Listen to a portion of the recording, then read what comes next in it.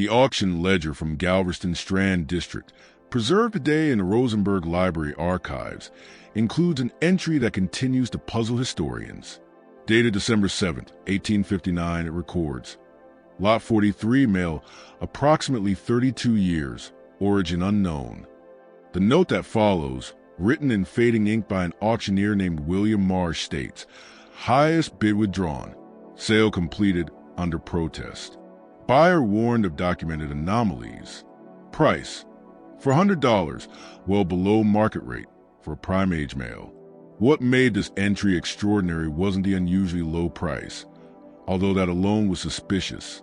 It was a bundle of 17 pages attached behind it, a series of statements from 3 former owners, 2 ship captains, a Methodist minister, and even a Texas Ranger. All of them described the same impossible phenomenon.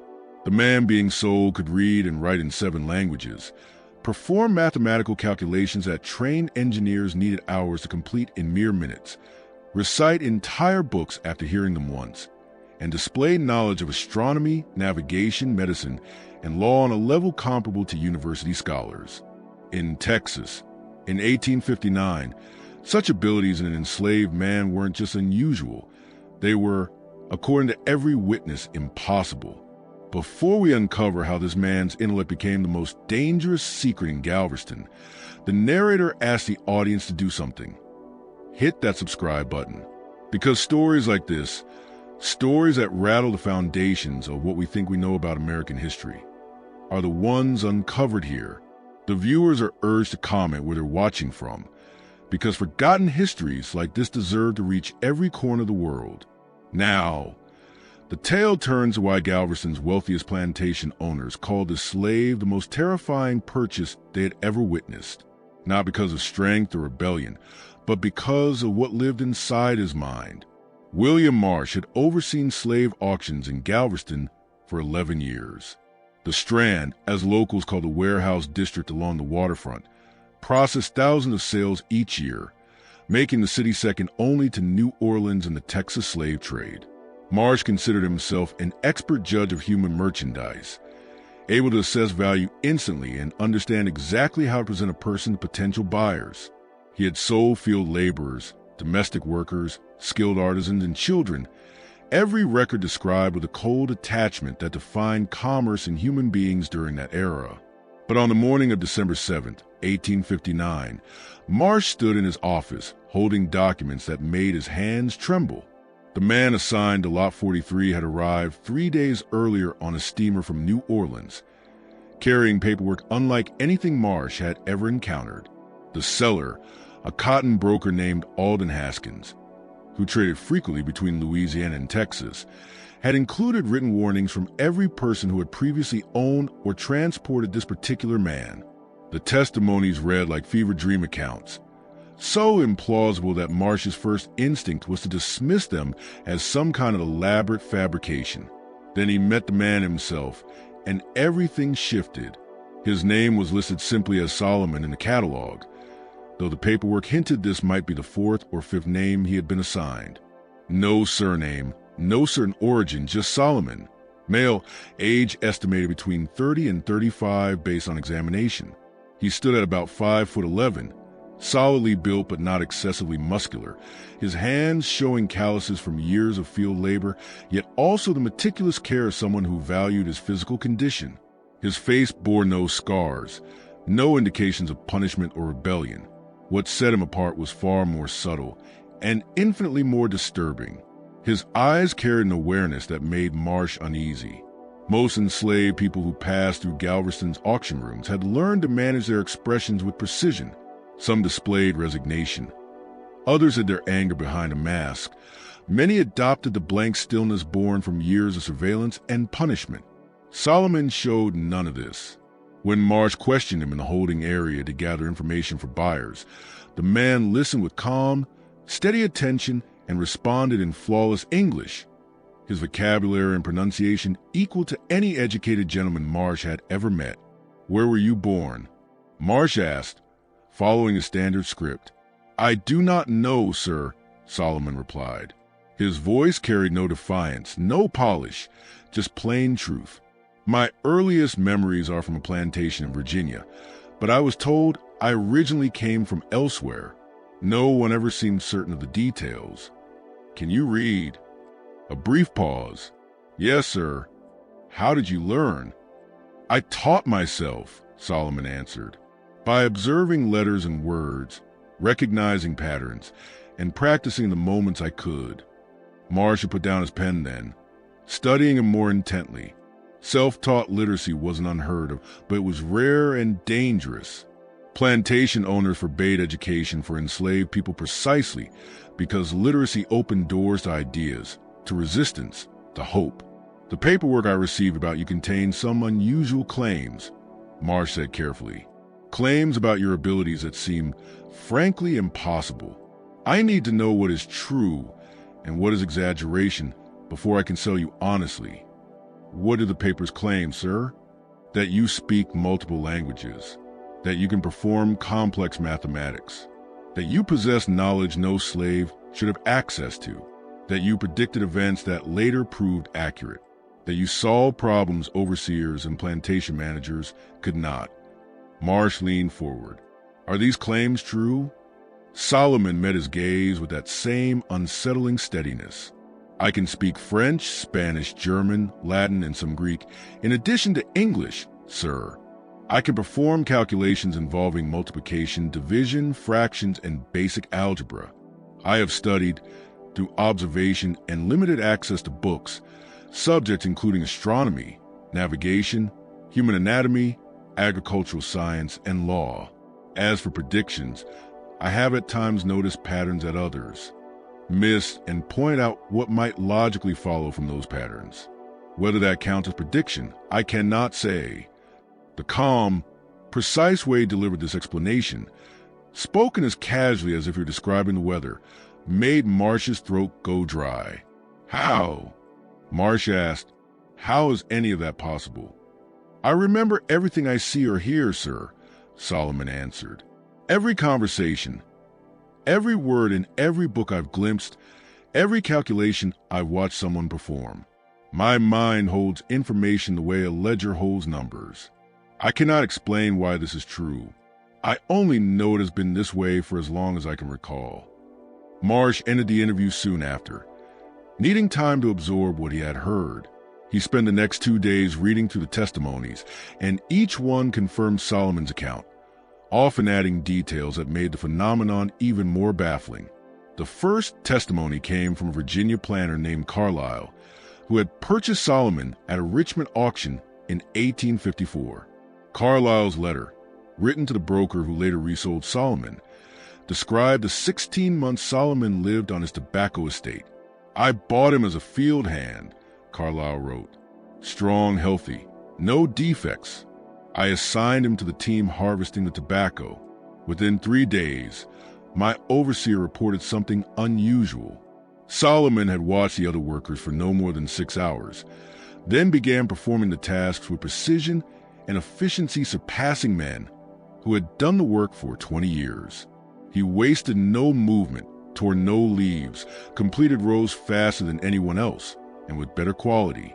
Carlisle continued, I dismissed this as simple aptitude until my overseer mentioned that Solomon had corrected him on the timing of harvest. We'd planned to cut a particular field on Thursday. When asked his opinion, Solomon quietly suggested waiting until Saturday, based on weather patterns he had observed and the moisture of the leaves. My overseer, offended that a slave presumed to advise him, ignored the suggestion. Thursday's harvest failed due to unexpected humidity. Saturday's weather, Carlisle admitted, was perfect, exactly as Solomon had indicated. From there, the letter grew even more detailed.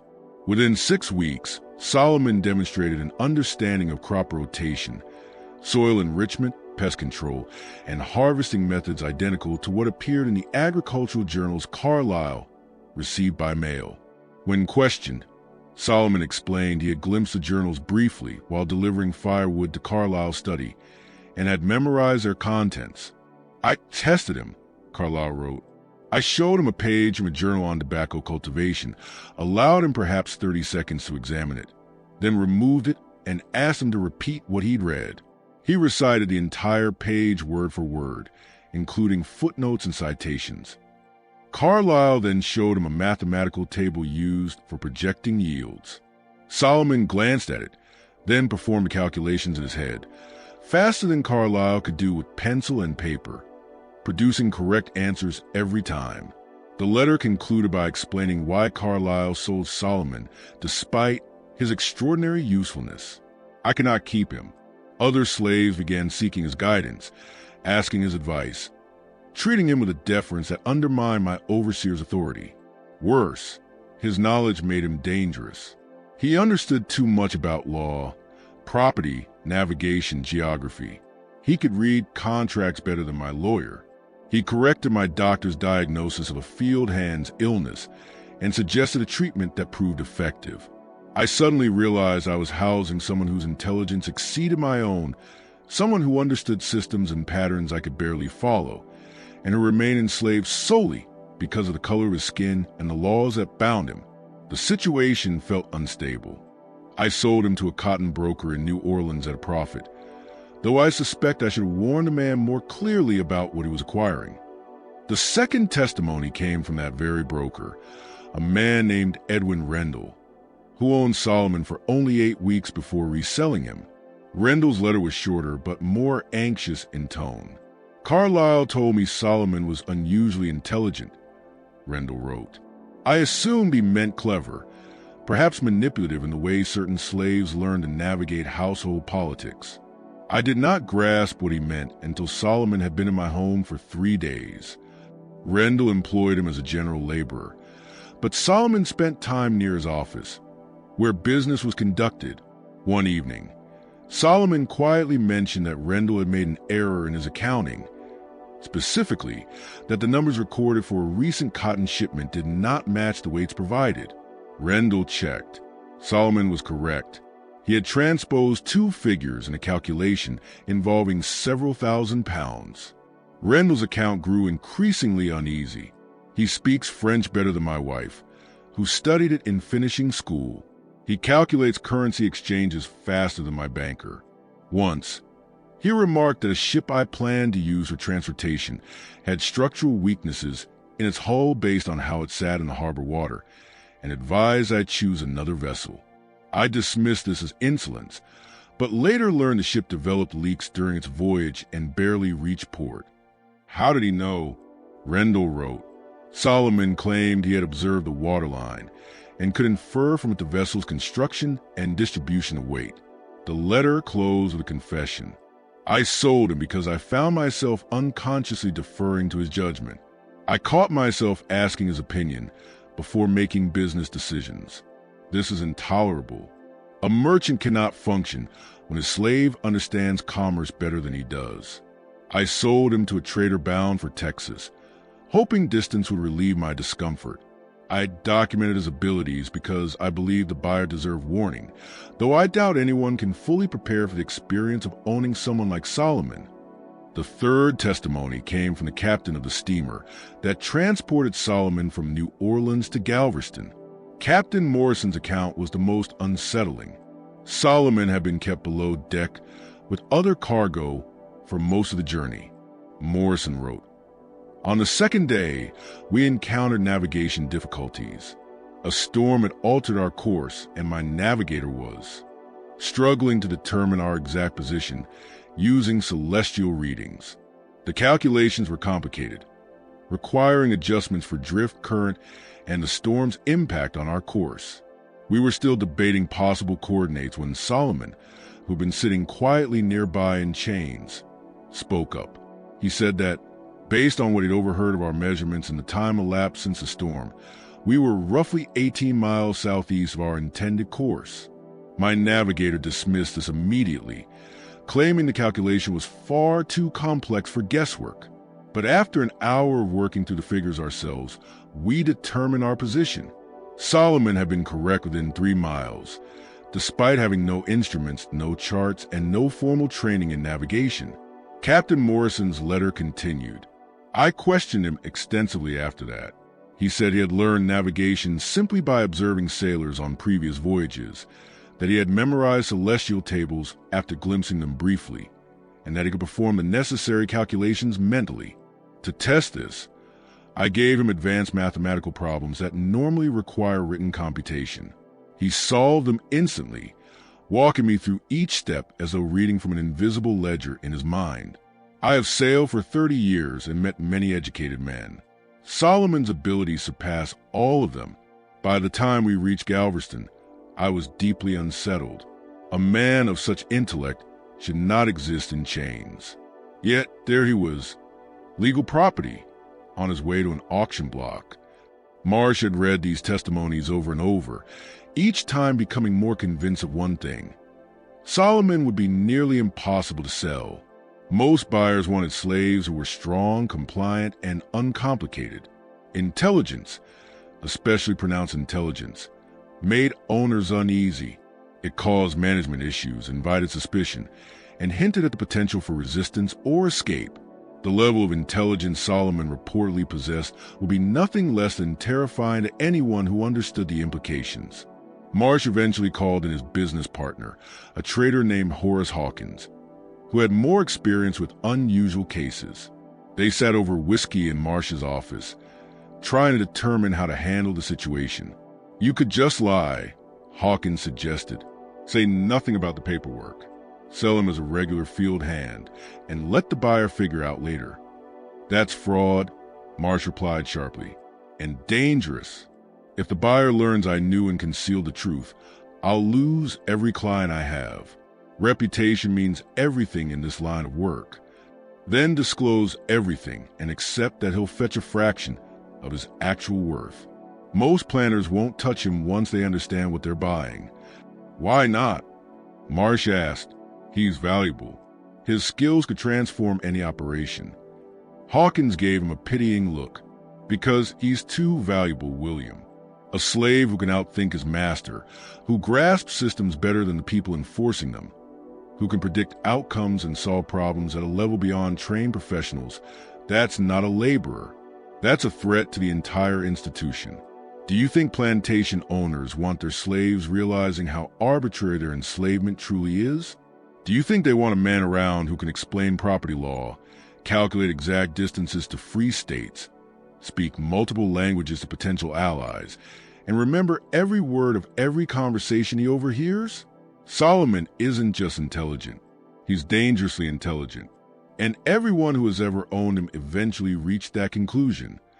The conversation ended with Marsh accepting the inevitable. Solomon would sell well below market value to whoever was bold or foolish enough to accept the risk. Marsh prepared the auction listing with full disclosure, attaching all testimonies and adding his own observations from the interview. His final summary included a warning he had never used before. Buyer assumes full responsibility for management of unusual capabilities. No refunds or exchanges will be offered under any circumstances. The auction began normally enough.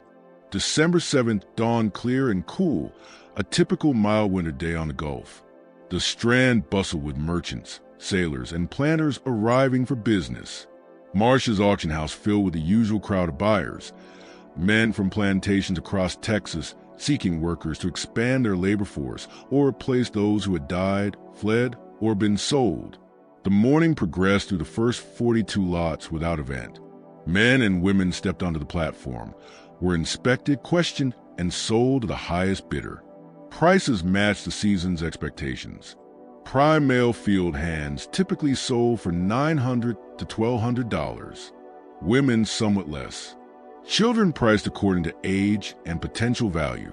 Then Marsh called Lot 43. Two handlers escorted Solomon onto the platform. He walked without resistance, moving with controlled, deliberate steps. He wore standard work clothes, clean enough, and his physical health was excellent. Under ordinary conditions, he would have provoked aggressive bidding.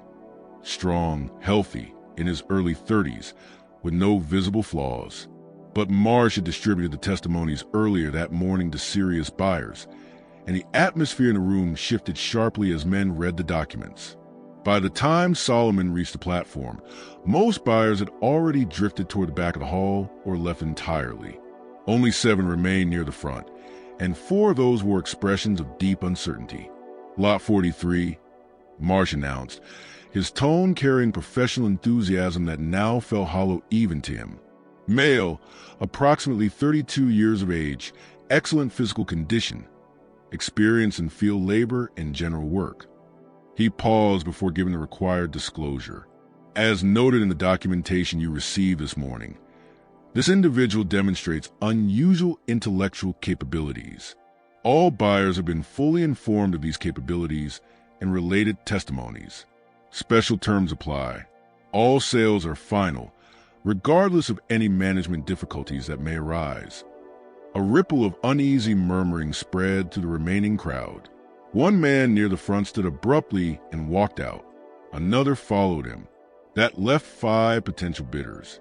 Solomon stood in the center of the platform, expression calm, posture neutral, neither defiant nor submissive. His gaze drifted across the room with quiet curiosity, as though observing a performance he was only mildly interested in. "Let's begin at $600, Marsh announced, setting the opening far below what a man of Solomon's physical condition would normally command. He knew buyers would weigh the risk heavily. Silence. None of the 5 raised a hand. $500, Marsh tried, lowering the price to a figure that should have felt like outright theft for a man of Solomon's physical condition. More silence. One of the remaining buyers shook his head and walked toward the exit. "400, Marsh called out, now openly desperate. "Gentlemen, at this price you are essentially purchasing him at half his physical value alone, setting aside his additional capabilities." A hand finally lifted at the back of the room. Relief washed over Marsh like a warm wave. "We have 400 from the gentleman in the rear. Do I hear 450? The other 3 potential buyers exchanged uneasy glances but kept their hands down. They were finished. 400 going once, 400 going twice. Marsh brought the gavel down. "Sold to Mr. James Blackwood of Oleander Plantation for $400. The sale was finalized within the hour. Blackwood, a wealthy planter whose 6,000 acres lay 30 miles inland from Galveston, signed the purchase papers without a flicker of emotion. When Marsh offered him the packet of testimonies one final time, Blackwood waved it away. "I've read them," he said. "I understand what I'm buying." "Then you understand the risks," Marsh replied. "I understand," Blackwood said calmly, "that a man of extraordinary value is being sold at a fraction of his worth because others lack the nerve to manage exceptional circumstances. My fortune was built by recognizing opportunities others misjudged. This man's intellect isn't a threat. It's an asset, provided it is properly directed." Marsh wanted to warn him further. He wanted to explain that 3 different owners, all competent, calculating men, had reached the same conclusion. Solomon was ultimately unsustainable, but Blackwood's confidence was absolute. He arranged transport and departed with Solomon seated in the wagon bed, chains glinting in the winter light. The most intelligent enslaved man ever to pass through Galveston left the auction house, like any other piece of property. His new owner, meanwhile, appeared quietly triumphant at the bargain he believed he'd won. Marsh watched the wagon disappear down the road from his office window, a tightening unease pressing in his chest.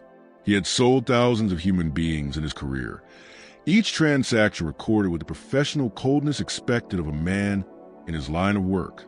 But this sale felt different, wrong in a way he could not name, wrong beyond the inherent cruelty of the trade itself. Returning to his desk, he opened a small leather-bound journal he kept separate from business records and wrote a brief entry. December 7th, 1859. Sold lot 43. The slave called Solomon to James Blackwood for $400. Lowest price received for a prime-age male in 5 years. Blackwood satisfied with his purchase. I cannot shake the feeling he should not be. Time will tell. Time would tell. And the truth would arrive far sooner than anyone expected, revealing something far more extraordinary than anything contained in the testimonies. Oleander Plantation stretched across 6,000 acres of Texas coastal prairie, its sprawling cotton fields arranged in disciplined geometry beneath the vast, unbroken sky. James Blackwood had built the estate over 15 years, beginning with the 800 acres he inherited and expanding through careful purchases and aggressive management. By 1859, Oleander employed 143 enslaved laborers, produced more than 400 bales of cotton annually, and generated profits that ranked Blackwood among the wealthiest planters in the region. His success came not from brute force, but from precision. Unlike planters who ruled through constant violence or chaotic command, Blackwood operated Oleander like a meticulously engineered machine. 3 overseers reported directly to him. Every tool, task, and acre was documented, every inefficiency corrected. He prided himself on understanding his plantation better than any man alive. Knowledge, to Blackwood, was power. Patterns were power. Intelligence was superiority. That belief made him singularly unequipped to understand what he had truly purchased in Solomon. The wagon from Galveston reached Oleander just after sunset on December 7th. Blackwood spent the journey reviewing the paperwork, occasionally studying the silent man seated behind him. Solomon sat motionless, expression unreadable, offering no reaction to the landscape passing by or to his new owner's calculating glances. Upon arrival, Blackwood summoned his head overseer, a disciplined Georgian named Porter who had worked at Oleander for 8 years. "This is Solomon," Blackwood said. "Assign him to the main house work crew for now. I want him clothes where I can observe him, feed him properly, provide adequate housing. He is not to be worked like a field hand until I have fully assessed his capabilities." Porter evaluated Solomon with practiced efficiency, taking in his physical condition, posture, and the unusual directness of his gaze. "Any special instructions, sir?" "Watch him closely. Report anything unusual. And Porter, make sure the others understand he is not to be mistreated. He represents a significant investment, and I want him kept in optimal condition." After Porter escorted Solomon toward the quarters he would occupy, Blackwood returned to his study and poured himself a glass of whiskey. Satisfaction warmed him. Where others saw danger, he saw potential. The testimonies about Solomon's intellect had not frightened him. They had ignited something competitive inside him.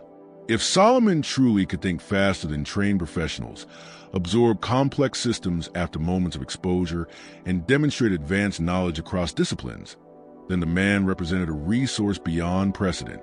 Other owners have been too paranoid, too ignorant, too small-minded to utilize him. Blackwood intended to use him fully. The first week passed without incident. Solomon worked with the main house crew, performing maintenance tasks, splitting firewood, repairing tools, assisting with whatever was required.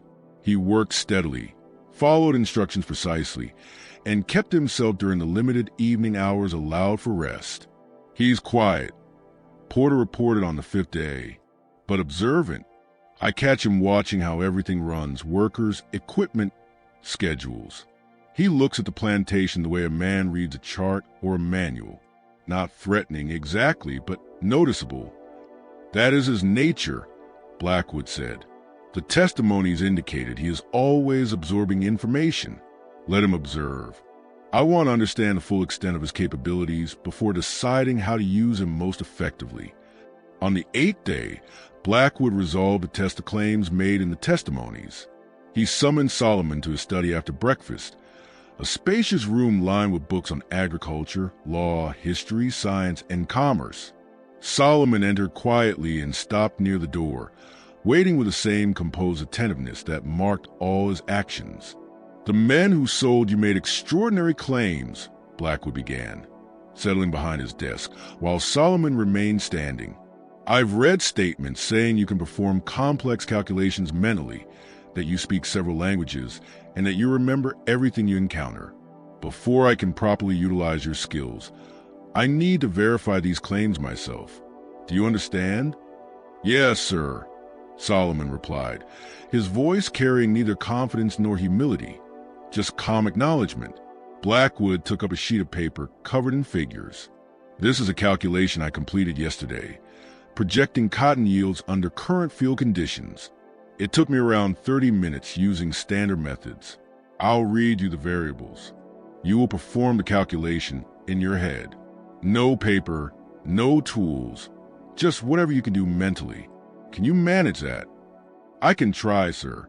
Blackwood read aloud a list of variables.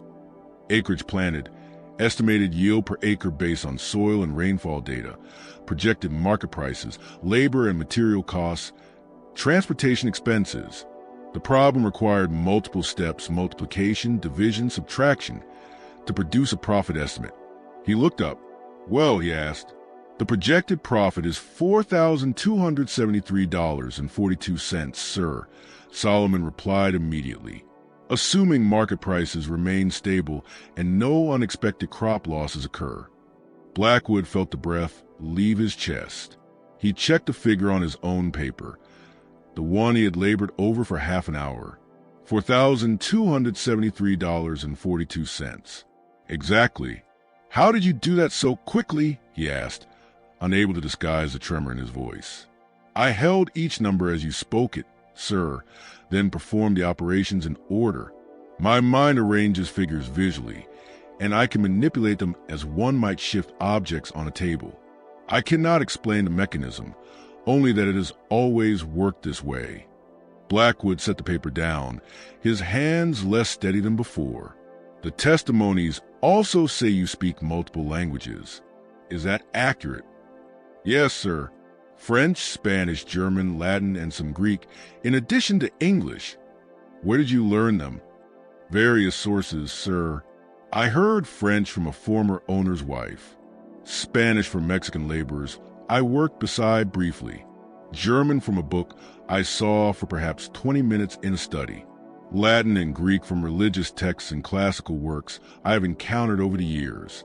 Once I understand a language's structure and enough vocabulary, I can extrapolate the rest through patterns. It was absurd. Languages required years of study and immersion, but Solomon spoke with the same steady certainty he used for everything else. Blackwood switched to French, a language he had studied extensively in his youth, asking Solomon to describe the plantation grounds. Solomon spoke fluently, his accent cleaner than Blackwood's own, describing the layout, buildings, and work crews with perfect grammar and natural phrasing. Blackwood then shifted to Spanish. Solomon transitioned seamlessly, continuing his description with equal fluency. Running out of languages he could personally verify, Blackwood retrieved a medical text from his shelves, one he had purchased but never fully read. He opened it to a random page on cardiovascular anatomy. Look at this for 30 seconds, Blackwood said. Then I'll close the book and you'll repeat what you read. Solomon studied the page, eyes focused and still. After 30 seconds, Blackwood snapped the book shut. Now recite it. Solomon began speaking, reproducing the text exactly. Every term, every footnote, every reference number, even the publication details printed at the bottom of the page. His voice remained calm and even, as if he were merely reading aloud from a page visible only to him. The demonstration continued for over an hour. Blackwood tested mathematics, languages, memory, logic problems. Each time Solomon passed without hesitation. His abilities weren't simply remarkable. They weren't even human, in the way Blackwood understood human cognition. This was something beyond normal intelligence, beyond anything he had witnessed in educated scholars, professors, or accomplished men. This was a mind operating on a level that should not exist. When the testing finally ended, Blackwood dismissed Solomon and remained alone in the study, stunned. His initial excitement at acquiring a rare asset gave way to something far more complicated. Solomon wasn't simply intelligent. He surpassed Blackwood himself, surpassed every man Blackwood had ever known. The implications were dizzying. Over the next several weeks, Blackwood found himself turning to Solomon more frequently. He began bringing him into the study daily, presenting new tasks and problems, and watching with awe as Solomon solved them effortlessly. Questions of plantation management that required hours of calculation and deliberation, Solomon answered in seconds. Market projections, crop rotation plans, timing harvests, diagnosing equipment failures. Solomon handled all of it with unwavering precision. Porter noticed a shift. One evening in late December, he mentioned it to the other overseers. Mr. Blackwood, spending more time with that new slave than he does running the plantation, Porter said, concern creeping into his voice. 3, for hours a day, shoved together in that study. And I've noticed something else.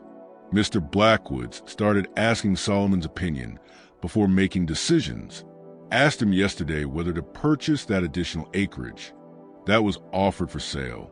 Solomon looked over the figures for perhaps 2 minutes, then gave an analysis of soil quality, market trends, and long-term returns.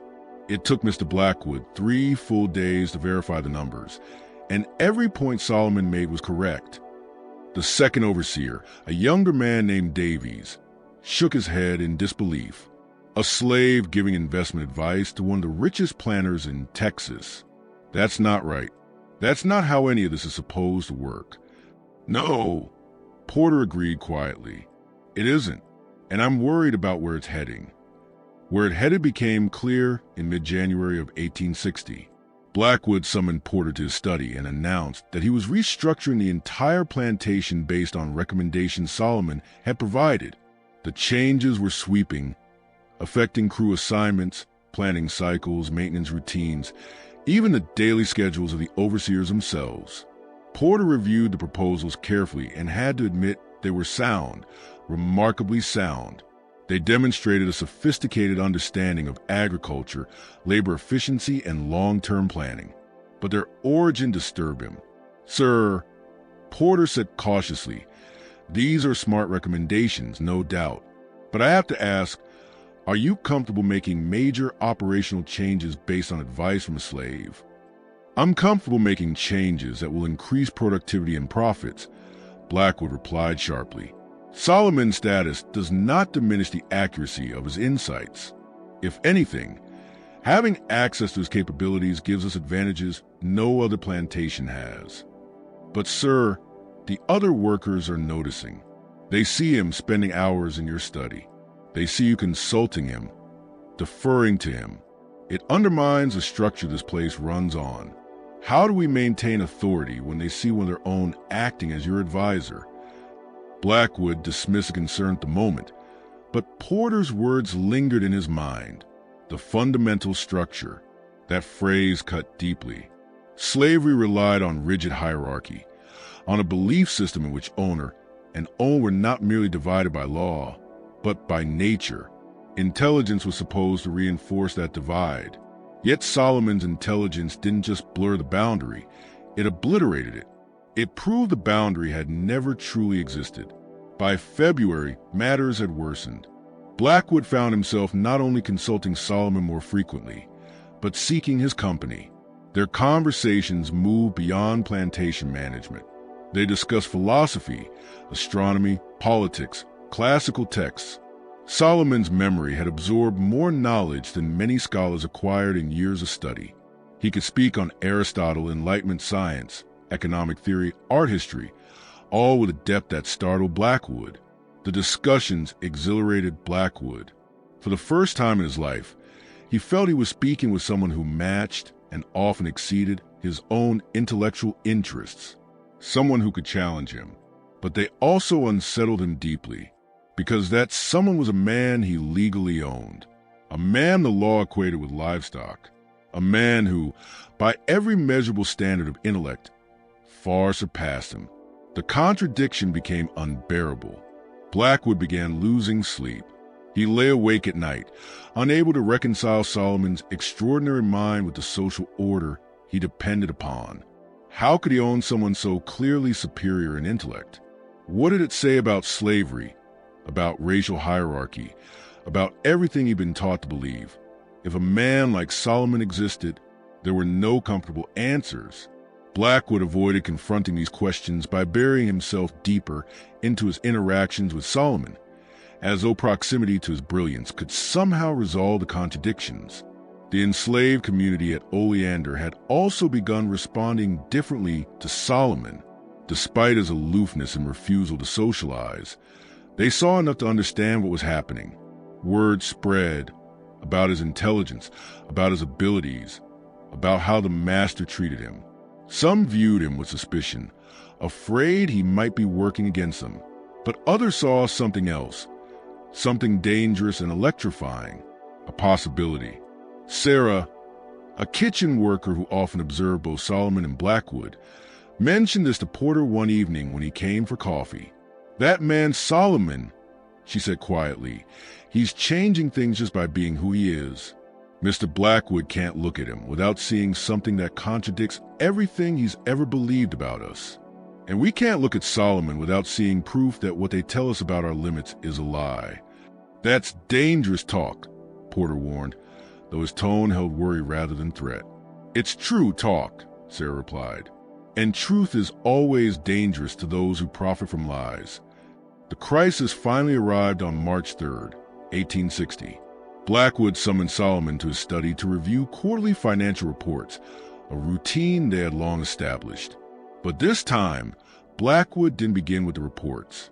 He sat in silence for several minutes while Solomon waited respectfully, hands clasped behind his back. At last, Blackwood spoke, his voice strained. "I need to ask you something," he said quietly, "and I need an honest answer. Do you understand the position your intelligence puts me in?" "I'm not certain what you mean, sir," Solomon replied gently, though his eyes suggested full understanding. "I mean that I own you," Blackwood said, his voice cracking on the words.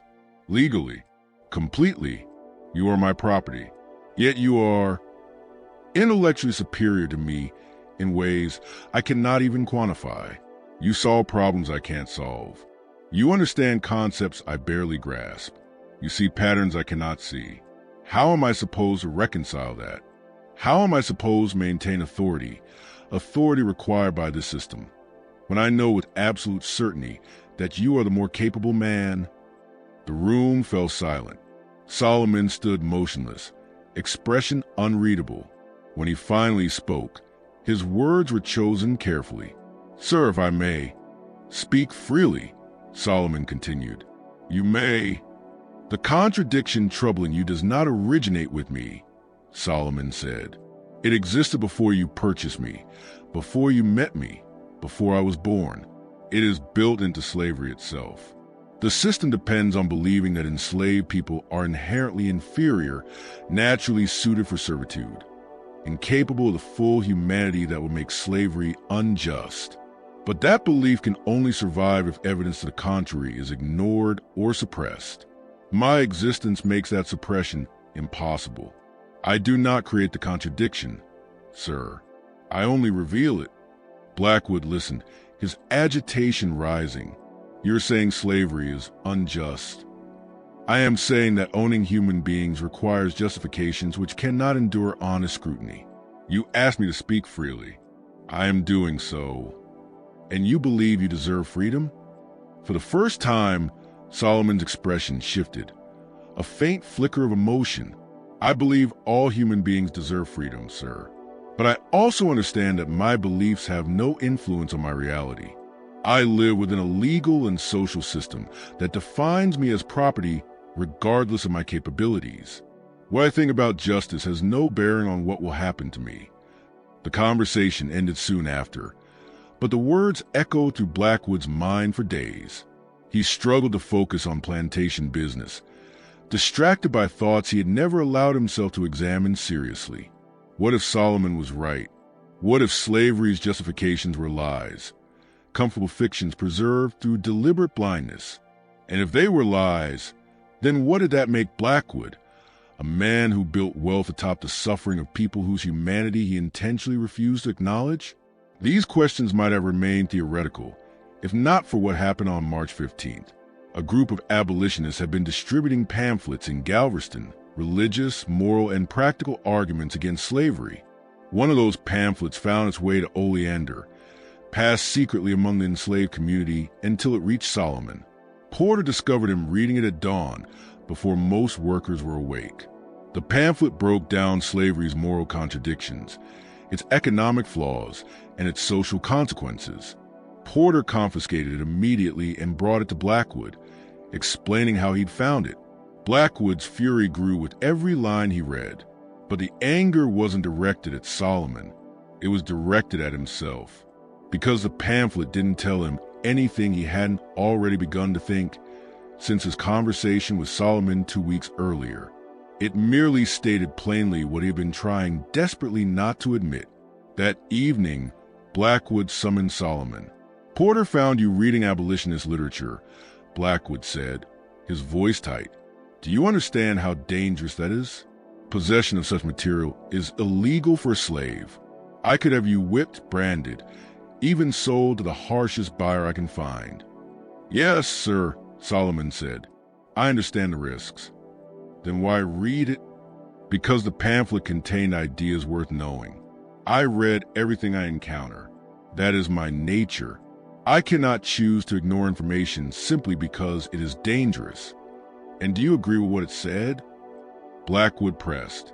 "Do you believe slavery should be abolished?" Solomon met his gaze with unwavering clarity. "Sir, I believe slavery is morally indefensible. I believe it corrupts everyone it touches, enslaved and enslaver alike. I believe it will one day destroy Southern society, either from within or from external force. And I believe you have reached the same conclusions, which is why my presence troubles you. I do not threaten you with violence. I threaten you by making the truths you avoid impossible to ignore." The words hit Blackwood like blows. He stood abruptly and walked to the window overlooking the plantation grounds.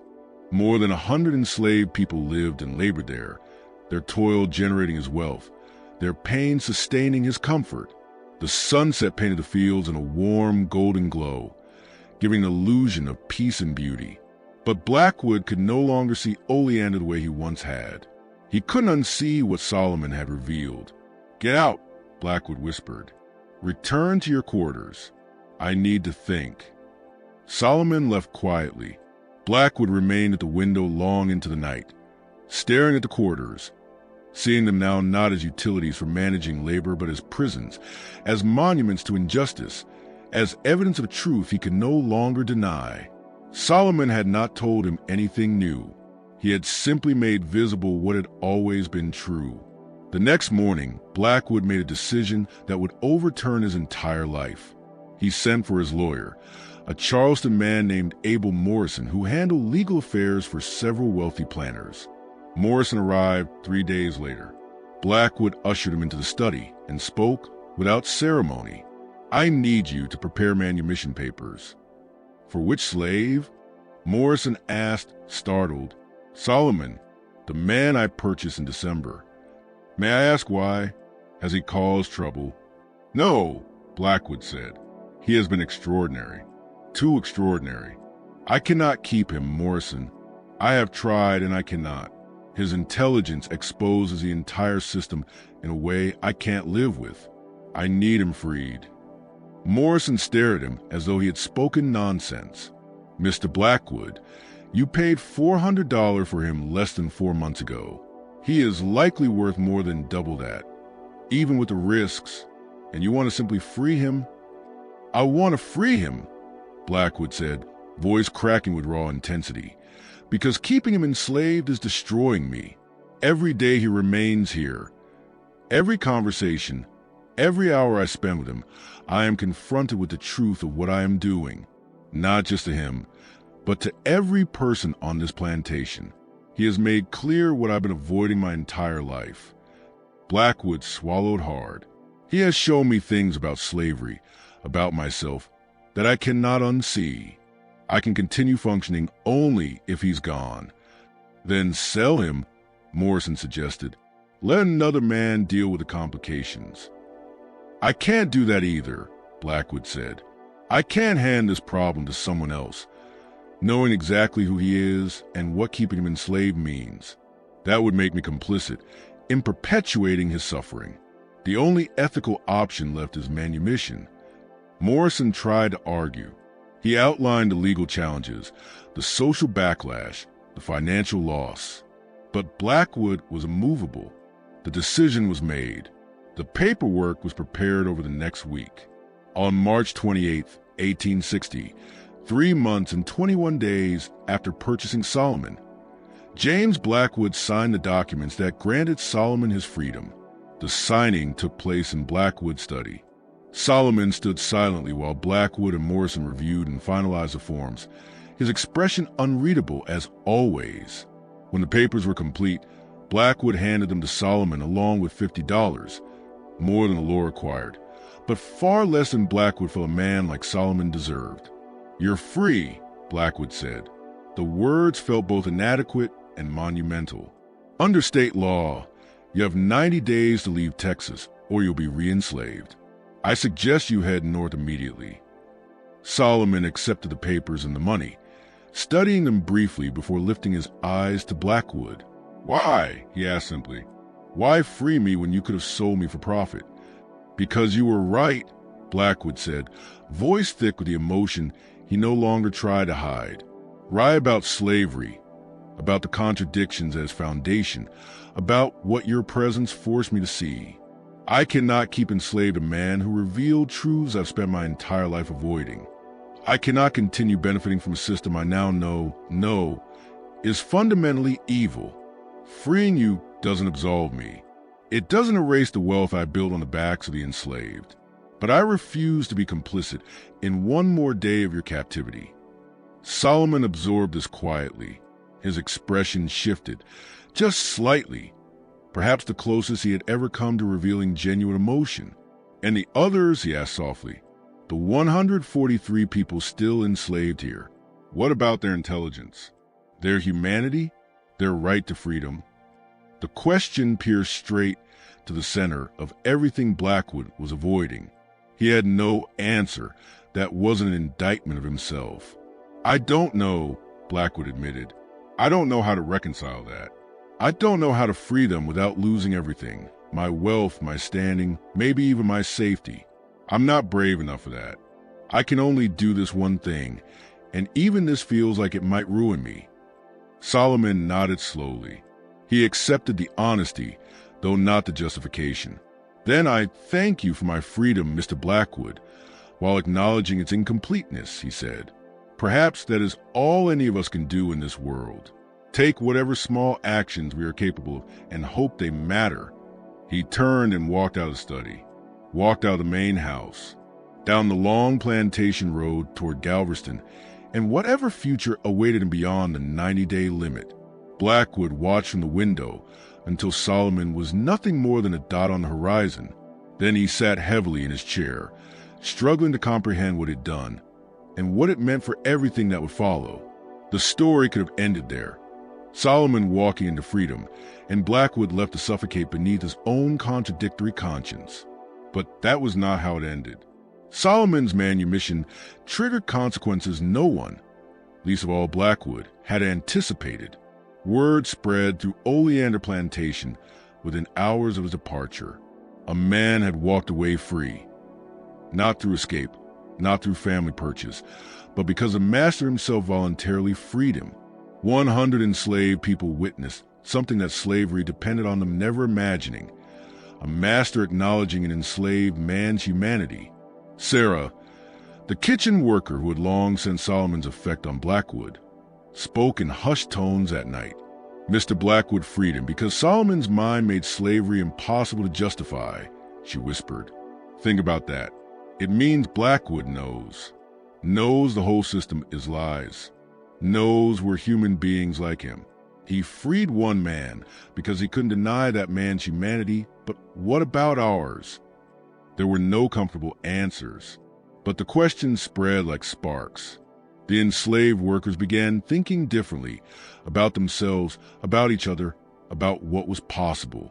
Even those who had never spoken to Solomon felt the shift. His presence, and more importantly his freedom, had exposed a truth that could not be unseen. Porter noticed the change immediately. Workers hesitated before following orders. They asked quietly probing questions. Small acts of subtle resistance appeared. Nothing overt enough to warrant punishment, but unmistakable to anyone paying attention. Something in the plantation's social fabric had cracked. Porter reported this during the daily review. The workers are unsettled, sir, he said carefully. Solomon's freedom created expectations. People wonder why he was freed, and they were not. We need to address this before it turns into something worse. Blackwood, already unraveling internally, responded with unexpected sharpness. "And what would you have me say, Porter?" he demanded. "Should I explain that I freed Solomon because his intelligence made me recognize slavery's injustice, but I'm keeping everyone else enslaved because I lacked the courage to follow that realization to its conclusion? How do I explain that without admitting I am a hypocrite and a coward?" The outburst stunned both men. Blackwood had never spoken this openly. Not about his internal conflicts, not about the moral fracture widening inside him.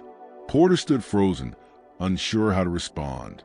After a moment, Blackwood exhaled and spoke again, voice controlled but strained. "I apologize. That was inappropriate. Again, that was inappropriate. Maintain standard discipline. If anyone becomes genuinely problematic, report it to me. Otherwise, continue normal operations." But normal operations soon became impossible. Over the next several weeks, subtle acts of resistance surfaced everywhere. Tools vanished and reappeared in the wrong places. Daily work slowed. Not enough to justify whipping or punishment, but enough to undercut the plantation's normal efficiency.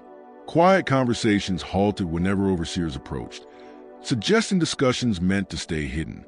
Oleander Plantation was still functioning, but the aura of control that had defined it for years was weakening. Blackwood sensed it. Porter sensed it. Even the overseers sensed it. Blackwood became increasingly isolated. Local planters, once his social equals and business partners, now avoided him. Rumors of Solomon's manumission had spread, and many labeled him not visionary, but unstable, dangerous. One evening in late April, 3 plantation owners arrived unannounced, claiming they wanted to talk as friends. Their demeanor made their purpose clear. They were there to confront him. They sat stiffly in Blackwood's study, accepting his whiskey but not his hospitality. The eldest, a stern man named Horace Thornton, owner of 8,000 acres to the south, began. "James, we've known each other a long time," he said, "so I'm going to speak plainly. Your decision to free that slave, Solomon, has created problems well beyond Oleander. Word has spread. Our workers have heard it. They're asking questions, showing unrest. You've introduced instability into the entire region." "I freed one man," Blackwood said, though even he didn't believe the defense. "One man out of thousands still enslaved. How does that cause instability?" The second visitor, a younger planter named Hutchkins, leaned in. "Because you freed him after he demonstrated extraordinary intelligence. That's the issue. You prove what abolitionists claim, that slaves are fully capable of intellectual achievement, that their bondage isn't based on natural inferiority, but on laws that could be changed. Once that idea spreads, every slave begins to wonder why intelligence should determine freedom. And once they ask that, they start questioning everything." "Good," Blackwood said quietly, and surprised himself with it. Maybe the system deserves to be questioned. The 3 men exchanged tense looks. The third visitor, a cotton broker named Simmons, who owned plantations across Texas and Louisiana, spoke next, his voice measured. "James, you're speaking like an abolitionist. Is that how you see yourself now?" Blackwood didn't answer immediately. He walked to the window, looking out at the fields. Fields he once took pride in, fields now heavy with moral weight. "I don't know what I've become," he finally said. "I only know what I've seen. Solomon's intelligence forced me to acknowledge truths I have been avoiding for years. I can't keep pretending slavery is natural or justified when I know it isn't. I can't keep profiting from owning people while lying to myself about their humanity." Thornton's voice hardened. "Then let me make things clear. If you continue down this path, if you continue speaking this way, you'll be ostracized. The planters will withdraw their business. Your standing will collapse. No one will trade with a man who betrays the interests of a slave-holding society. Oleander will fail James." The threat was real and devastating. Blackwood understood perfectly. His wealth, his reputation, his entire life depended on cooperation with a community committed, absolutely committed, to the continuation of slavery. Questioning it meant losing everything. "I understand," he said quietly. "Thank you for your clarity." The men left, satisfied they had delivered their warning.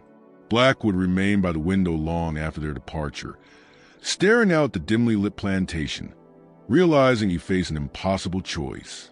Continue living with the hypocrisy of enslaving more than 100 people while acknowledging the injustice of doing so, or follow his conscience and dismantle everything he had built. Freeing Solomon had not resolved his crisis. It had magnified it. Solomon had not merely revealed the injustice of his bondage. He had exposed the truth of the entire system, and Blackwood could never return to the ignorance that once shielded him. Meanwhile, Solomon himself was far from Oleander. After leaving Galveston, he traveled north using his $50 and his remarkable strategic mind to navigate toward free soil. He secured passage on a ship to New Orleans, then moved upriver to Memphis. From there, he traveled overland toward states where his manumission papers would grant him legal freedom, at least in theory. Every step required caution.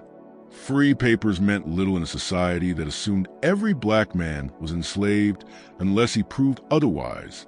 Solomon's intelligence made him valuable, but also suspicious and endangered. While in Memphis, waiting for a riverboat heading north, Solomon took temporary work, loading cargo at the docks. The job provided income and allowed him to blend into the bustling crowds. One afternoon, he overheard two white workers arguing over a mathematical problem related to ship loading and weight distribution.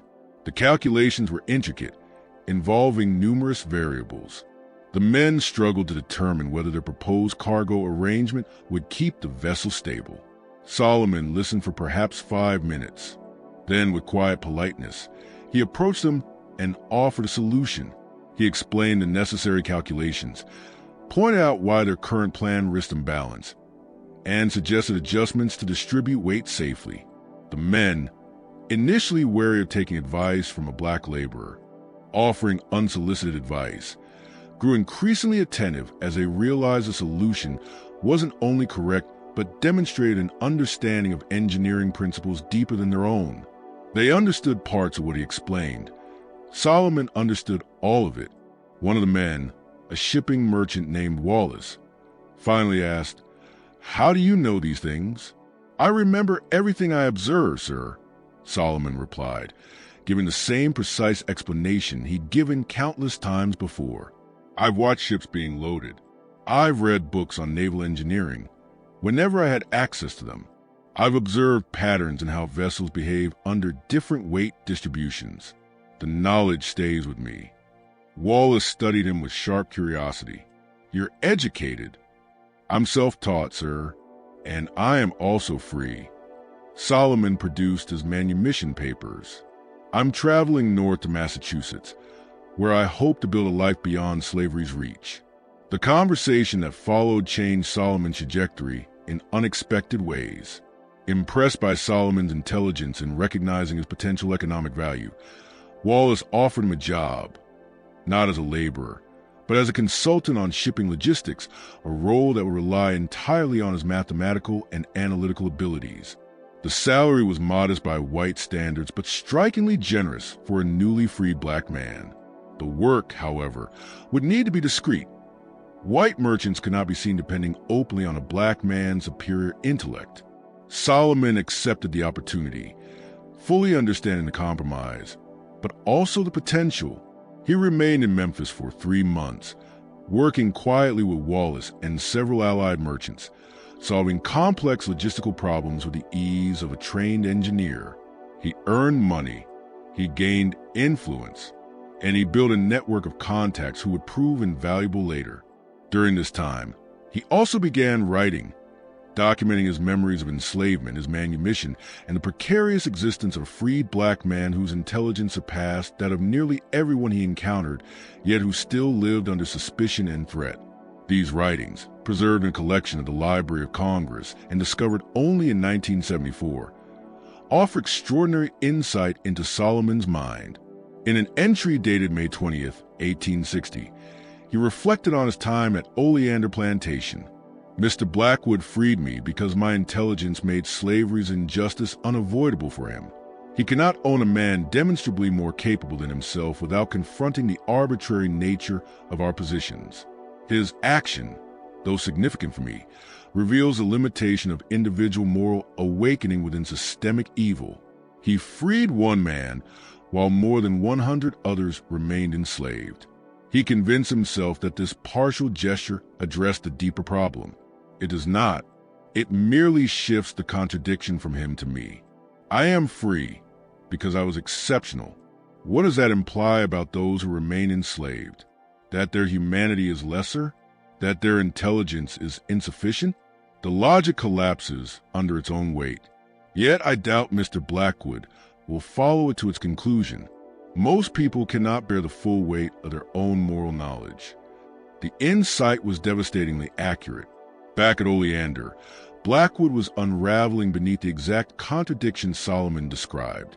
The plantation still operated. Cotton was still harvested. Workers remained enslaved. But Blackwood could no longer move through these routines without feeling the crushing moral weight of what they represented. Every decision he made was a reminder that he was consciously maintaining a system he knew to be unjust. Every profit he counted felt like blood on his hands. By June, his health began to fail. He slept little, ate less, withdrew from social obligations. Porter and the overseers noticed, but assumed it was stress from the scandal of Solomon's manumission. They didn't understand that Blackwood was suffering a psychological collapse triggered by the gulf between his moral understanding and his actions. On June 18th, James Blackwood made a decision no one could have predicted. He summoned Morrison back to Oleander and instructed him to draft documents for the gradual emancipation of every enslaved person on the plantation. Not immediate emancipation, which would have destroyed him financially and placed him in direct conflict with the law, but a structured transition. Over 5 years, the enslaved workforce would shift into paid labor, with legal freedom granted in stages based on age, health, and circumstance. Morrison was appalled. Mr. Blackwood, what you're proposing is financial suicide. You'll be ruined. The planters will view this as betrayal. You may face violence. Gradual emancipation encourages rebellion. I strongly advise. I'm not asking for your advice, Blackwood interrupted, his voice now carved from desperation and certainty. I'm instructing you to prepare the documents. If you refuse, I will hire someone who will. The lawyer, stunned, obeyed. Over the next week, the emancipation plan was drafted, revised, and finalized. And on June 25, 1860, Blackwood assembled every enslaved person in the main yard and read the plan aloud. The reaction was electric: chaos, disbelief, hope, fear, joy, suspicion. Every emotion imaginable colliding at once. For many, it was the first time in their lives freedom had become something tangible. The response from the surrounding planter elite was immediate and vicious. Within 48 hours, merchants refused Blackwood's business. Banks questioned his solvency. Neighbors cut ties. The planter class issued a formal condemnation, declaring his actions a threat to the entire social order and to slavery itself. And now, the narrative turns back to the present storyteller voice. If this story is gripping you the way it grips me as I tell it, share it with someone who needs to hear these buried truths. Hit that like button to support content that uncovers the layers of American history, the moral struggles beneath the surface, and the individuals whose extraordinary abilities threaten entire systems of power. Let's continue to discover what happened next, when one man's unmatched intellect shifted an entire world on its axis. Offering unsolicited advice, became increasingly attentive as they realized the solution wasn't only correct, but grounded in engineering principles they themselves only partly understood. Wallace, the shipping merchant, stared at Solomon with growing astonishment. "You know these things how?" he asked. "I remember everything I observed, sir," Solomon replied gently, repeating the explanation he had given so many times before. "I've watched ships being loaded, read books on naval engineering when I had access to them, studied how vessels respond to different weight distributions. The knowledge accumulates. Wallace examined him with shrewd curiosity. "You're educated." "I am self-taught, sir, and I am also a free man." He produced his manumission papers. "I'm traveling north to Massachusetts, hoping to establish a life beyond slavery's reach." That conversation altered the course of Solomon's life in ways he could not have predicted. Impressed by Solomon's abilities and recognizing his potential value, Wallace offered him employment, not as a dock worker, but as a consultant in shipping logistics. The role would use Solomon's mathematical precision and analytical power. The pay was modest by white standards, but substantial for a newly freed black man. The work would be discreet. Wallace couldn't publicly acknowledge depending on a black man's intellect. Solomon accepted the offer, understanding the compromises, but seeing the opportunity. He remained in Memphis for 3 months, advising Wallace and other merchants, solving complex logistical puzzles with effortless clarity. He earned money, he built connections, and he wrote, documenting his experiences with depth of insight few in that era could have imagined. These writings, preserved at the Library of Congress and uncovered in 1974, offer scholars a rare glimpse into Solomon's internal world. In an entry dated May 20th, 1860, he reflected on Oleander Plantation.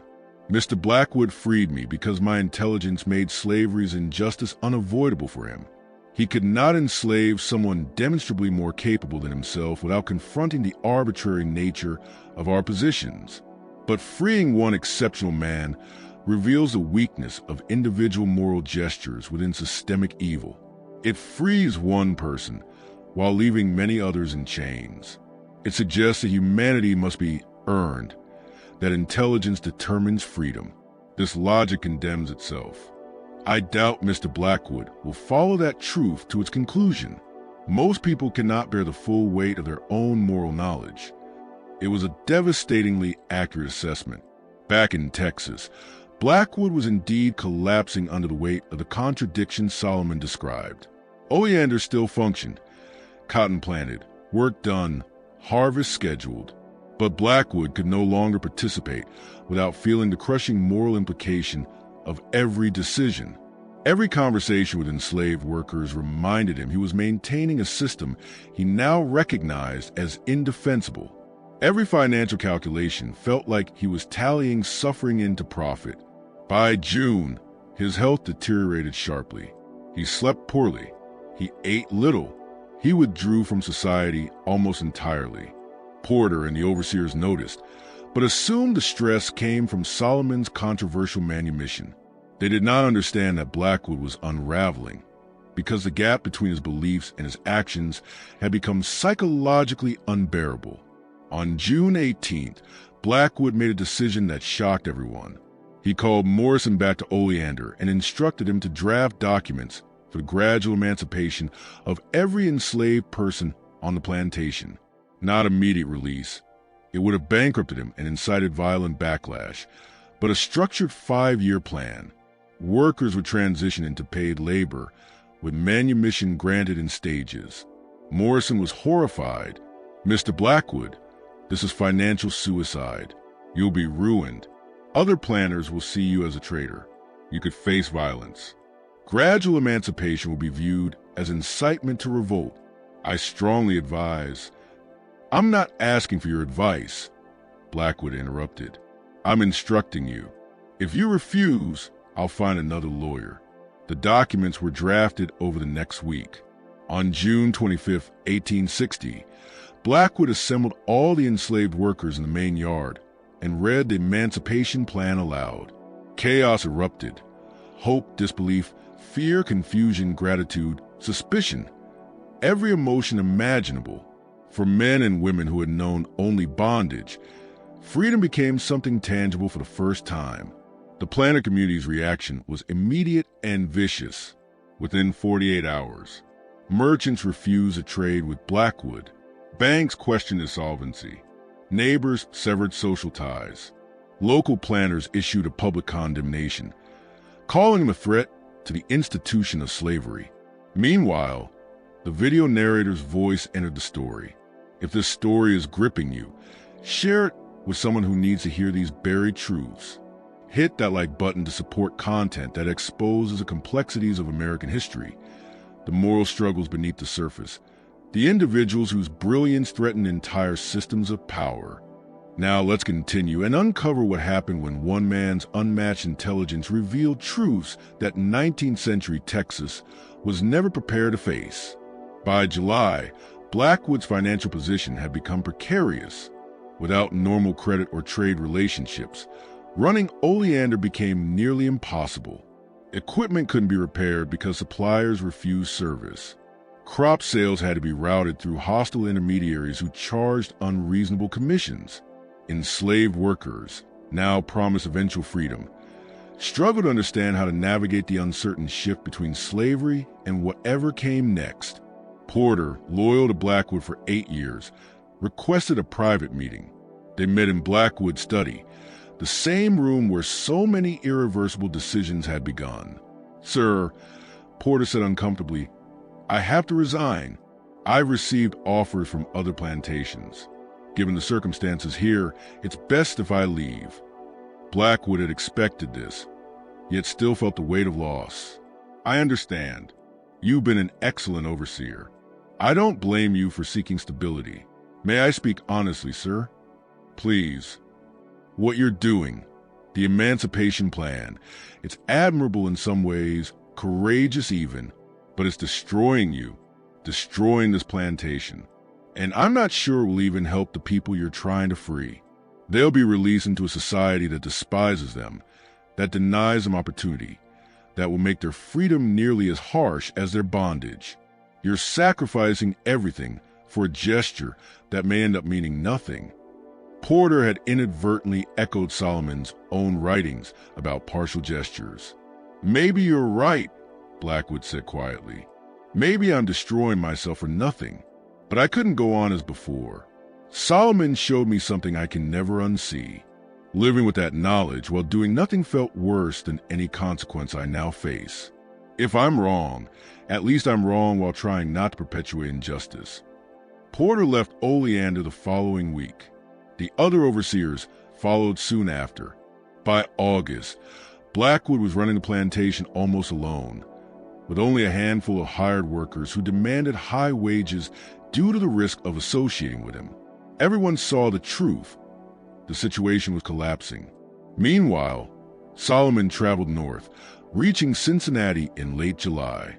The city, straddling the boundary between slave and free states, had a thriving free black community and an active abolitionist movement.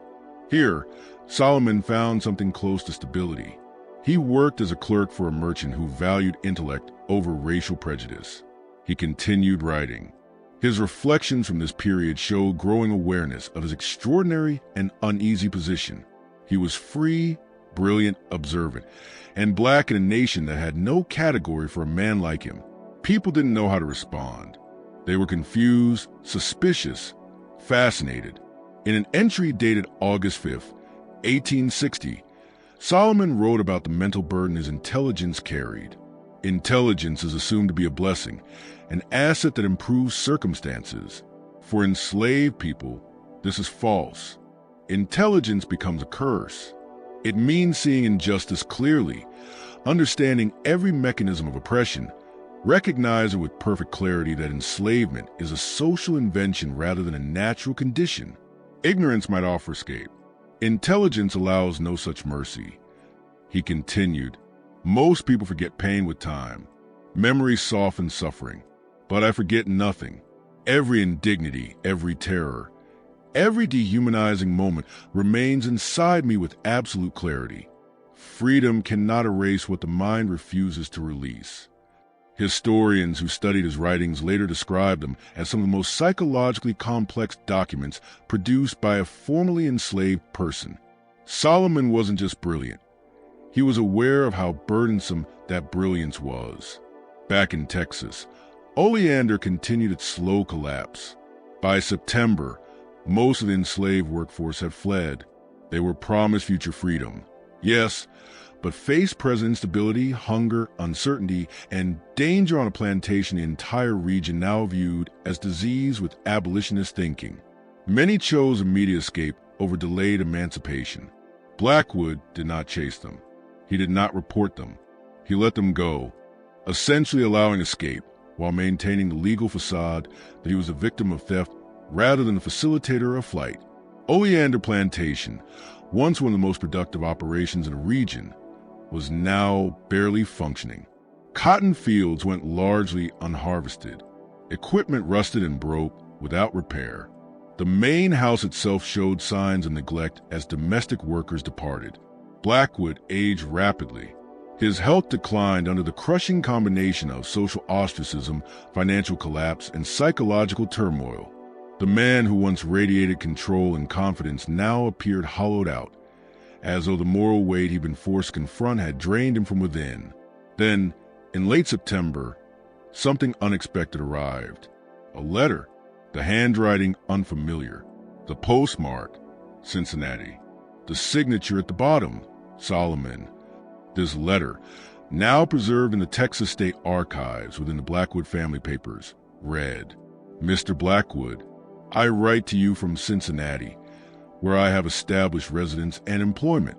I hope this letter finds you well, though I suspect, based on my understanding of how plantation society responds to deviation from accepted norms, that you are facing significant difficulties because of your decision to free me and subsequently plan for the gradual emancipation of your remaining workers. I want to say several things. First, I thank you sincerely for my freedom. Whatever motivated that decision, whatever contradictions remain unresolved, you gave me something precious that I had no legal right to expect.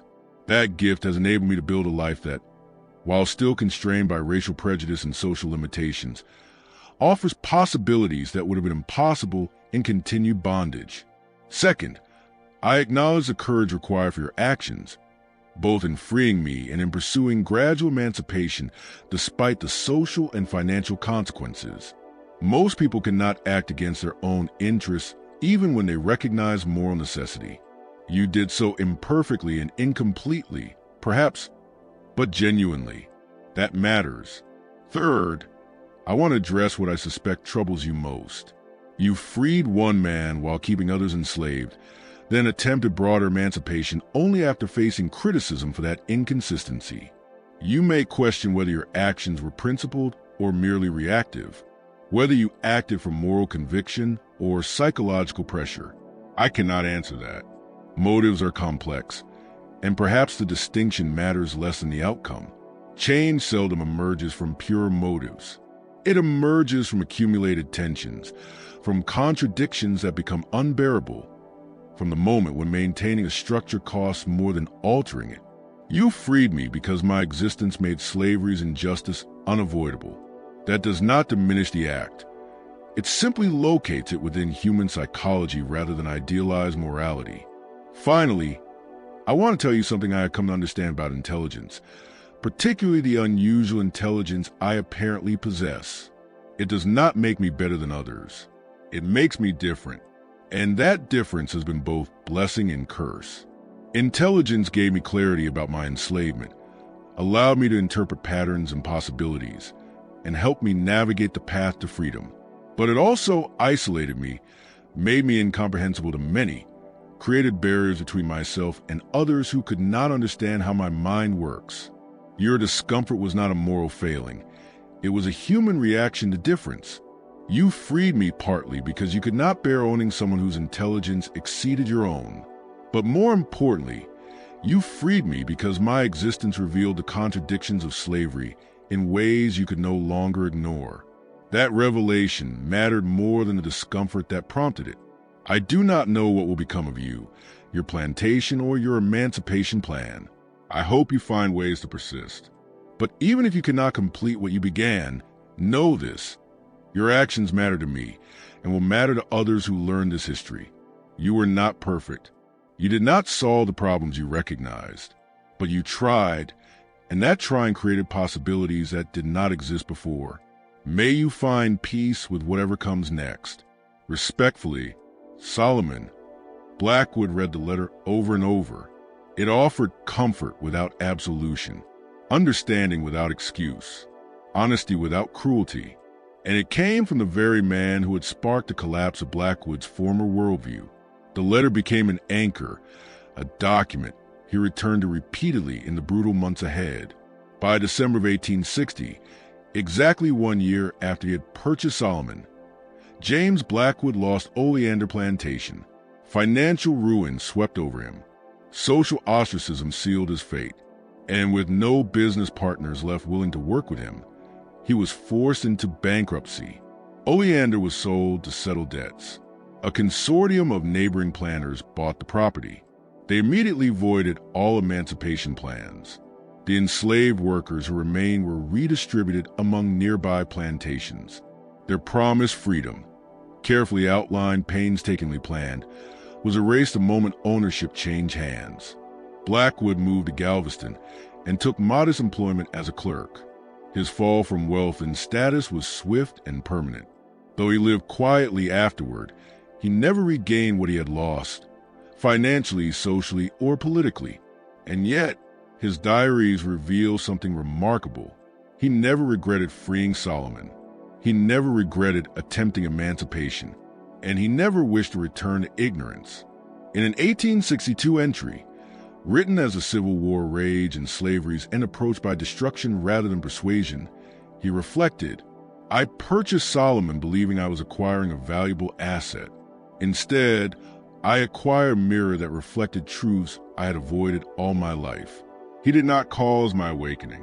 He simply existed with abilities that made slavery's justifications transparently false. Intelligence was supposed to belong to us, to whites, to masters. It was evidence of our natural superiority, justification for our dominance. Solomon's existence proved that intelligence had nothing to do with race, that the hierarchies we constructed were arbitrary rather than natural, that the entire system depended on lies designed to protect comfortable exploitation. I could not own him once I understood that. I could not look at him without seeing the injustice of every person I kept enslaved. Freeing him solved nothing. It did not remove my complicity. It did not create justice. But it was the only action I could take that did not require complete self-deception. Perhaps that is all moral action ever is within systems of injustice. Small gestures that acknowledge truth despite lacking power to transform the larger structure. I lost everything making those gestures. I would lose it all again rather than live with the alternative. Asterisk. This passage, written in 1862, marked one of Blackwood's final reflections on Solomon, a man whose existence had dismantled an entire worldview. Solomon's life after Texas. Solomon's path after fleeing the South evolved into something almost unimaginable for most freed people of his era, yet still constrained, shaped, and limited by the racial realities of 19th century America. His intelligence, which had destabilized the slave system, now proved equally disruptive in free society, opening doors that normally never opened for black men, while simultaneously marking him as dangerous, exceptional, and fundamentally unclassifiable in the racial order. In Cincinnati, Solomon established himself in the city's free black community while working for merchants who valued his gifts. His tasks demanded complex mathematical modeling, logistical planning, and intricate problem solving. It would have taken a team of clerks days to perform what Solomon completed in hours. But success came with a heavy cost. His employer, a merchant named Dalton who hired Solomon based on Wallace's recommendation from Memphis, insisted that Solomon's true contributions remain hidden. White clients could never know that their most profitable calculations were coming from a black man. Publicly, Solomon was nothing more than clerical help. His real role, strategist, analyst, intellectual engine, was invisible. Solomon documented this painful contradiction in his journals. Journal entry, January 1861. Freedom grants legal personhood instead of property status, but it does not grant social permission to exist as an intelligent black man. My capabilities must be hidden, attributed to others. I solve problems involving thousands of dollars, yet cannot claim the work without threatening the racial mythology that keeps white society comfortable. Thus I labor in shadows, valuable but unseen, necessary but unacknowledged. In slavery, My intelligence was a threat because it contradicted justifications for bondage. In freedom, it is a threat because it contradicts justifications for my inferior social position. The law has changed. The foundation has not. A black man with extraordinary intelligence destabilizes assumptions of American society, North and South, requires for hierarchies to seem natural. I am free to work, free to breathe, but not free to be visible. Solomon and the Civil War. When the Civil War erupted in April 1861, Cincinnati's role as a border city heightened its strategic significance. Military supply chains, troop movements, and river traffic all became vital to the Union war effort. Dalton's connections led Solomon's exceptional abilities to reach the attention of Union military officials. They needed exactly what he offered: calculation, pattern recognition, and logistical insight far beyond what their staff typically possessed. By late 1861, Solomon was working directly, though unofficially, with Union logistics officers. His work included calculating optimal supply routes, projecting food, ammunition, and equipment needs, analyzing Confederate troop movement patterns, solving equations related to artillery alignment and fortification design, identifying resource bottlenecks in time to prevent catastrophic delays. His contributions were meaningful enough to influence real military outcomes. And yet, he received no rank, no title, no public acknowledgement. One officer, Colonel Matthews, left a diary that gives a rare, candid glimpse into how the military viewed Solomon's involvement. The diary was discovered in a Vermont attic in 1989 and later donated to the National Archives. Colonel Matthews' diary, October 1861. We employ a Negro freeman named Solomon for calculations related to supply chain management. The man's abilities are extraordinary, beyond any trained military engineer I've encountered. He analyzes variables involving thousands of soldiers, hundreds of wagons, vast distances, unpredictable weather, and limited resources, and produces solutions accurate to the last detail. Yesterday, he calculated supply needs for a division moving into Kentucky. He completed the work in 15 minutes. Our own logistics officers had been working for 3 days without certainty. When we compared results, Solomon's figures were correct. Ours were not. Yet we cannot publicly acknowledge his work. The men would revolt if they knew our orders were based on the analysis of a Negro. Thus we attribute his calculations to white officers, maintaining the fiction that our strategy comes from traditional military expertise. This deception troubles me. We depend upon this man's genius while denying him recognition, using him as one might use a calculating device, valuable for output, unworthy of honor. The entry ended abruptly, but its implications were clear.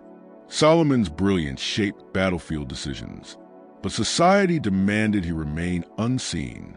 He had escaped slavery, but not the structures that insisted he remain invisible. Recognition as a thinking, reasoning person deserving respect. The contradiction is obvious, yet military necessity overrides moral consistency. We need his abilities desperately to allow principle to interfere with pragmatism. Solomon's work with the Union Army continued throughout 1862 and into 1863. As the war intensified and logistical demands grew more complex, his contributions became even more significant. Yet his position remained precarious, unofficial, undocumented, and entirely dependent on the goodwill of individual officers rather than any formal institution. He was paid enough to live comfortably by the standards available to free black residents of Cincinnati. But his compensation never remotely resembled what white engineers, strategists, or analysts with comparable abilities would have earned. During these years, Solomon also became deeply involved in Cincinnati's abolitionist networks. The city, a major underground railroad hub, relied heavily on people with courage, secrecy, and strategic intelligence, qualities Solomon possessed in extraordinary abundance. His perfect memory made him uniquely useful. He could retain the entire map of safe houses, names and locations of abolitionist allies, patrol schedules, escape routes across multiple states, and coded communication chains. all without a single written note. Nothing could be confiscated from him because nothing was recorded. A Quaker abolitionist named Elizabeth Morris, who worked extensively with the Underground Railroad, wrote about Solomon in letters to her sister in Philadelphia. These letters, preserved in the Quaker archives and released publicly in 1992, offer some of the clearest contemporary accounts of Solomon's freedom-era contributions. She wrote, "We are assisted by a remarkable man named Solomon, a freedman from Texas whose intellectual capabilities exceed anyone I have ever met. He remembers every detail of every conversation, can calculate distances and timing with perfect precision, and understands human behavior in ways that help us anticipate how slave catchers will react. His contributions have saved lives, dozens of fugitives who might otherwise have been captured. Yet he remains unknown outside our small circle, his name unspoken for safety. Sometimes I wonder what he might have achieved had he been born white. His intelligence could have reshaped entire professions. Instead, he must hide it, operate unseen, brilliant, but constrained by a society that refuses to acknowledge his humanity." Her observations capture the defining pattern of Solomon's existence. He was extraordinary, yet forced into invisibility, valuable yet unacknowledged, admired privately, feared or denied publicly, essential, yet incompatible with the racial order. His intellect made him indispensable, but it also made him dangerous in a society built on racial hierarchy. The North needed his mind, but refused to accept what that mind implied about the nature of Black intellectual capability. 1863, the Emancipation Proclamation and Solomon's Reflections. When the Emancipation Proclamation went into effect in 1863, the entire context of the war shifted. Solomon's writings from this period show a deepening, almost prophetic understanding of what freedom would, and would not, mean for millions of enslaved people. He wrote, "The proclamation declares enslaved people in Confederate states to be free, though its reality depends on the success of Union armies. When full freedom comes, millions will face the same question I have navigated these past years. What does liberty mean when society still denies your humanity? Legal emancipation is necessary, but insufficient. It ends bondage without ending prejudice. It creates rights without creating the means to use them." Then he reflected on the people he had known at Oleander. If they survive to see emancipation, what will greet them? A society that resents their freedom, denies them education, limits their economic choices, and maintains through violence the subordinate position that slavery enforced by law. My unusual intelligence allowed me to navigate free society with partial success. Most freed people will not have that advantage. They will meet freedom without resources, without education, without protection. The celebration of emancipation must be tempered by recognition of how much remains unchanged. His prediction proved heartbreakingly accurate. As Reconstruction began, freed people across the South encountered economic dependency, discriminatory laws, violent backlash, political intimidation, systematic exclusion from education and skilled labor. Legal freedom arrived, but equality did not. Solomon in Reconstruction Society. Solomon's own circumstances improved somewhat after the war, with slavery abolished and some northern communities slowly adjusting their racial attitudes. He was able to work more openly as a consultant and analyst. He built a modest but stable career, advising merchants, performing high-level mathematical analysis, assisting lawyers with complex calculations, consulting for local officials who needed logistical insight. He gained a reputation in certain private circles as the man who can solve anything, but his recognition never became public. He lived comfortably, but always in the shadow of what his talent could have achieved in a society that acknowledged his humanity. The contradiction never disappeared. White society praised him as an individual while insisting he represented an exception, not proof against their beliefs about race. They used his abilities while refusing to accept what those abilities revealed. 1868, a letter from the past. In 1868, Solomon received a letter whose return address he did not recognize. The handwriting was shaky, the ink faint, the paper expensive, though stained by what looked like water or perhaps age. At the bottom, the signature read, James, Blackwood. He was writing from Galveston, where he had lived in modest circumstances since losing Oleander Plantation. His letter expressed a longing to know what had become of Solomon, an enduring guilt about the incompleteness of his emancipation efforts, and reflections on how Solomon's presence had permanently altered his understanding of slavery, race, and American society. Solomon's response became one of the most significant pieces of his surviving writing. The letter, now held in the Smithsonian Institution, reads in part, Mr. Blackwood, your letter reached me in Cincinnati, where I have built a life that is materially comfortable but psychologically complex. I am grateful, you wrote, as I've often thought of you and wondered what became of your attempt to act on convictions that conflicted with your society's expectations. You expressed guilt for freeing one man while keeping others enslaved, for the incompleteness of your emancipation plan and its eventual failure. I want to address that guilt directly. What you attempted at Oleander was imperfect, shaped by circumstance, limited by the degree of sacrifice you could tolerate. But it was genuine, costly, and meaningful. You recognized a truth most slaveholders spent their lives denying, and you acted on it despite knowing the consequences. That matters, even if the act did not achieve the systemic change the situation demanded. I have come to understand that moral action within a moral system rarely achieves perfection. We do what we can with the courage and resources available. We act knowing our efforts are inadequate, yet recognizing that inaction is worse. You freed me. That act changed my life completely. The fact that you could not free everyone does not diminish what you did for me. You attempted broader emancipation, and were destroyed for that attempt. The destruction itself demonstrates why such actions were rare. Most men choose comfortable complicity over costly resistance. You chose differently and paid the price.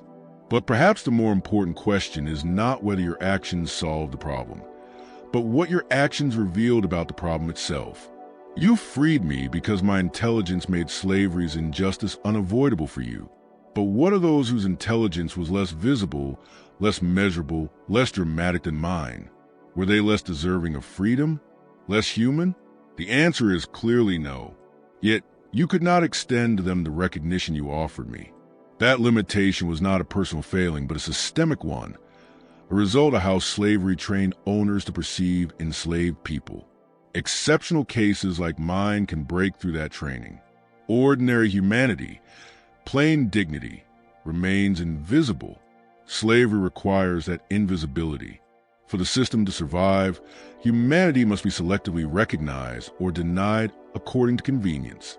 What the end of slavery must ultimately accomplish is not the liberation of the exceptional, but the recognition that exceptionalism should never have been required for freedom in the first place. Every person deserves liberty, dignity, and humanity regardless of capability or achievement. Until freedom is granted on the basis of humanity alone, the problem remains unresolved. You helped me see this truth, though perhaps not by intention. Your discomfort around me, and your inability to extend your recognition of my humanity to those less obviously remarkable, reveal the limits of individual moral awakening as a solution to systemic evil. Change demands more than scattered moments of conscience.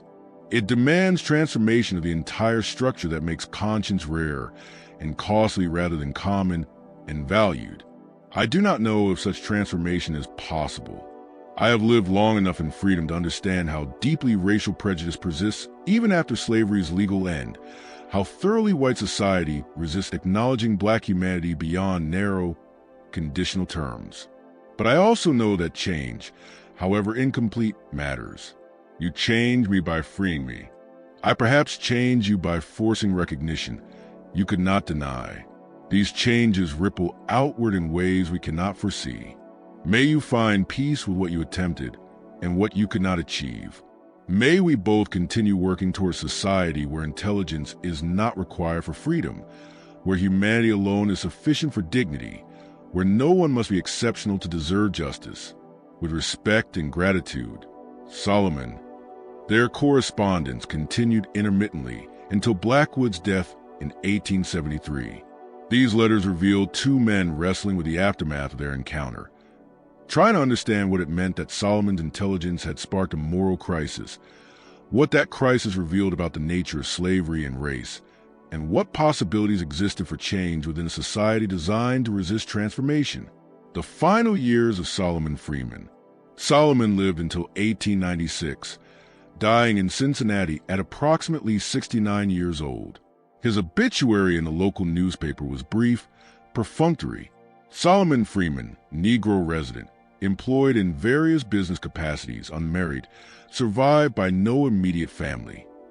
No mention of his extraordinary intelligence, his contributions to Union war strategy, his role in the Underground Railroad, his transformative writings on slavery and freedom, the moral crisis he initiated at Oleander Plantation. In death, he was as invisible to the broader world as he had been in freedom.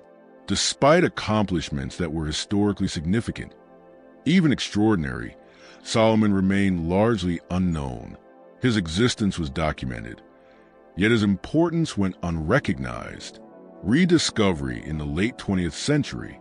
It was not until the late 20th century when historians began examining scattered personal papers, private letters, and forgotten archives that protected slavery from moral examination, and about the extraordinary lengths people went to in order to avoid recognizing truths that were plainly visible the moment someone like Solomon appeared.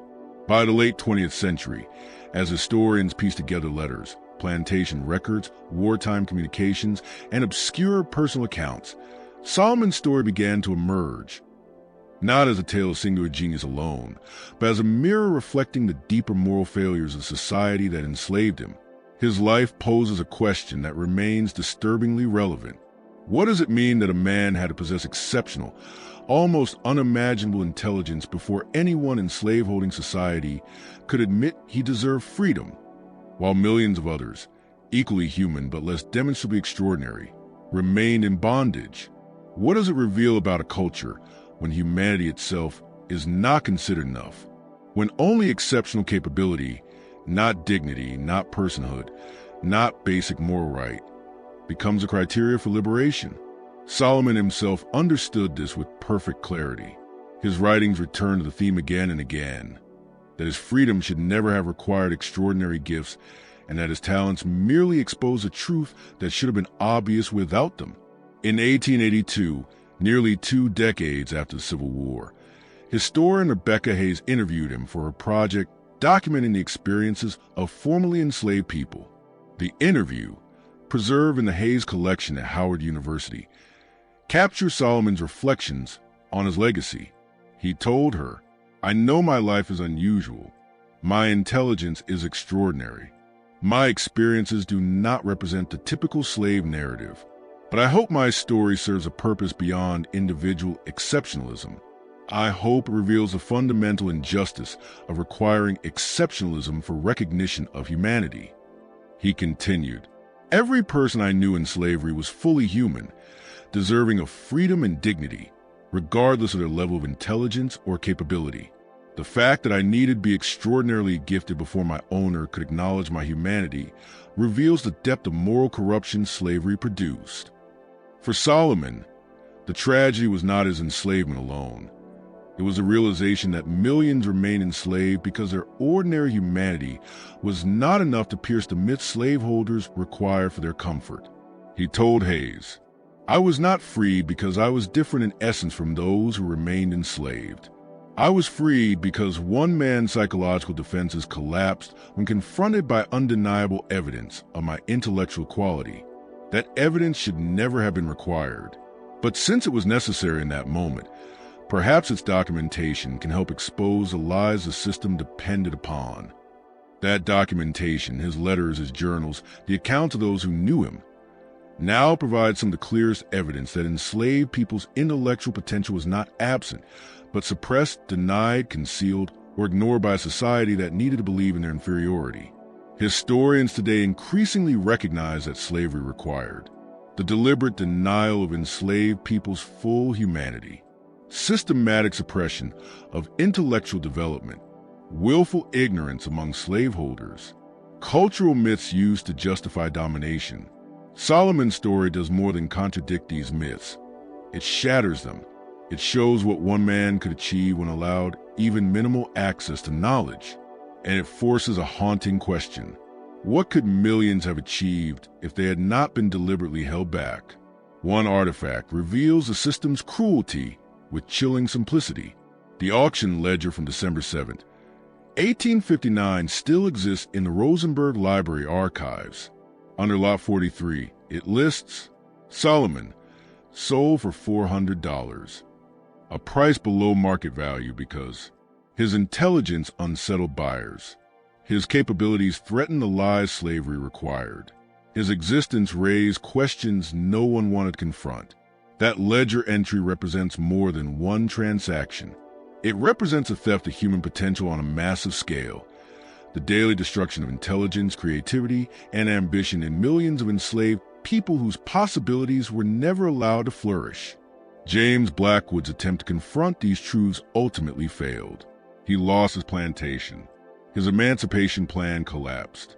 The people he hoped to free were re-enslaved under new ownership. But the attempt mattered. It demonstrated that recognition was possible, that the lies could be pierced, that even someone raised in the ideology of slavery could be forced into moral clarity when confronted with undeniable humanity. Blackwood paid everything for that recognition. Most planners never risked such a reckoning. But the fact that one did shows that the possibility existed. It provokes another question. What would have happened if more slaveholders had made the same choice? What if Solomon's intelligence had not sparked only isolated manumission, but widespread acknowledgement that the entire system was indefensible? History cannot answer this. But the question itself reveals what was at stake, what was possible, what was prevented, what futures were destroyed before they could begin. In the end, the true mystery is not Solomon's intelligence, remarkable though it was. The mystery is a society that required such intelligence before recognizing what should have been obvious, that he was human. The deeper mystery is how America constructed psychological mechanisms to avoid acknowledging truths that were present the moment someone like Solomon appeared, and how fiercely it defended those mechanisms against collapse. Allowed slavery to persist despite daily encounters with enslaved people's obvious humanity. It exposes a systematic blindness that made such persistence possible, blindness maintained through habit, law, violence, and the psychological need to avoid moral responsibility. And it highlights the rare moments when that blindness cracked, when truth became unavoidable. Stories like Solomon's remind us that history is full of buried narratives, forgotten individuals whose lives challenge official accounts and disrupt comfortable assumptions. Here at the Sealed Room, we specialize in uncovering exactly these kind of stories, the ones institutions try to erase, the ones that complicate neatly packaged histories, the ones that force us to reconsider what we thought we knew about America. Because understanding the past requires confronting its full complexity, including the parts that unsettle us, including the contradictions that reveal how deeply injustice shaped the society we inherited.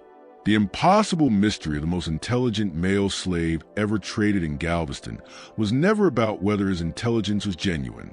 Multiple independent sources confirm that Solomon possessed abilities far beyond the normal human range: perfect memory, rapid calculation, advanced linguistic skill, analytical precision that engineers and military officers struggled to match. No, the real mystery lies in what his intelligence revealed about slavery itself. The fragility of the justifications that supported it, the psychological cost of maintaining a system built on falsehood, the measures required to prevent people from seeing what was plainly in front of them. Solomon's life after slavery proved something else. That freedom alone did not solve the problem his intelligence exposed. Even in the North, even after emancipation, his capabilities remained threatening to a society structured around racial hierarchy. He had to hide his contributions, work through white intermediaries who took credit for his analysis, and accept public invisibility even as private institutions relied heavily on his mind. The laws changed when he became free, but the underlying logic did not. American society wasn't prepared to acknowledge that intelligence was not tied to race, that the hierarchies it built had no natural foundation, and that people like Solomon had always existed. Their potential suppressed, not absent. So now I want to know what you think. Does extraordinary intelligence prove slavery's injustice? Or should ordinary humanity have been enough? What does it mean that Solomon had to be exceptional just to be seen? Tell me in the comments. How does this story resonate with you? What questions does it raise? What connections do you see between Solomon's struggle for recognition and the struggles that continue today? If this story challenged your understanding of American history, if it revealed layers of complexity you've never been shown before, share it with someone who needs to hear it. Hit subscribe so you never miss the buried stories we uncover here. Stories institutions try to silence, stories that force us to confront uncomfortable truths. Turn on notifications, because history this important should never be forgotten, ignored, or simplified. Solomon walked away from Galveston in December 1859 with manumission papers and $50, a beginning rather than an end. His journey carried him from slavery to freedom, from Texas to Cincinnati, from total invisibility to partial recognition. He lived 57 years in freedom, contributing to the Union War effort, helping enslaved people escape north, solving problems others could not solve, serving as consultant and analyst of those willing to acknowledge his abilities in private. He died largely unknown. His obituary was brief, unremarkable. His extraordinary story left out entirely. But he left behind something greater: letters, journals, records, calculations, and testimonies proving what he represented. A man whose intelligence was so extraordinary it could not be denied. A man whose very existence threatened the ideological foundation of slavery. A man who showed that natural racial hierarchy was a fiction used to justify exploitation. The ledger entry from December 7th, 1859 still sits in the archive. Lot 43, Solomon, sold for $400, below market value, because his intelligence frightened buyers, because what he represented was too dangerous. That one entry is more than a transaction. It is evidence of the impossible position he occupied. Too intelligent to be comfortable property, too black to be fully recognized as human in 1859 Texas. His story forces us to imagine an alternate history, one where intelligence like his was an anomaly, was an exception, wasn't threat, but simply part of the natural range of human capability. A history where black potential wasn't suppressed to protect a lie. Until next time, keep questioning the official stories. Keep searching for buried truths. Keep remembering that history is always more complex than the narratives designed to comfort us.